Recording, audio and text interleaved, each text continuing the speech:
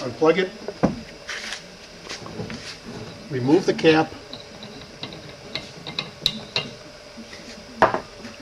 remove the self-tapping screw down here. Use a 1/4-inch wrench. Okay. To open the lid, place a stiff screwdriver into the fill pipe and pull forward slightly and lift the lid.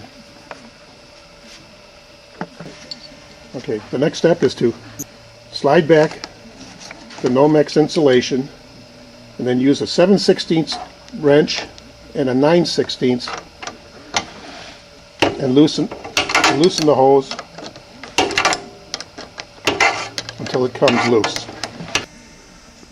Next, remove the nomex sleeve.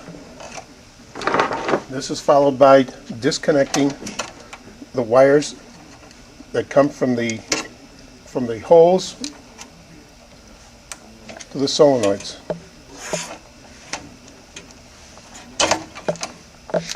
There are 3 wires, 2 from the solenoid and then 1 from the transformer to the hose.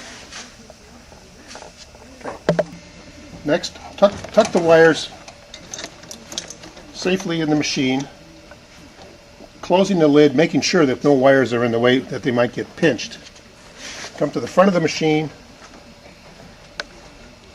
and loosen the collar that holds the hose to the body and slide out partially. Grab the wires one at a time and pull them out. Next, open the lid, grab the hose and squeeze the clamp so that it'll oval out somewhat, and then slide that through. To attach the new hose, insert the wires first,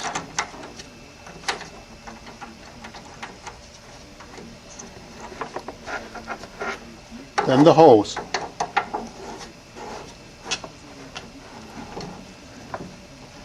And then tighten the collar. Okay, now put the nomex insulating sleeve over the hose. Then take the Onaker clamp, slide it down,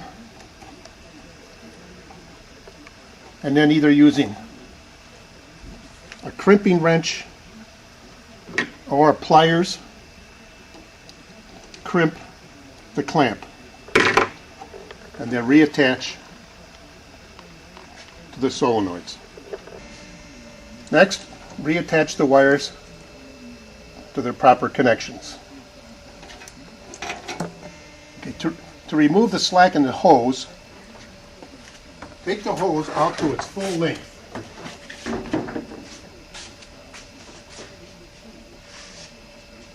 Holding the nozzle, give it a slight tug.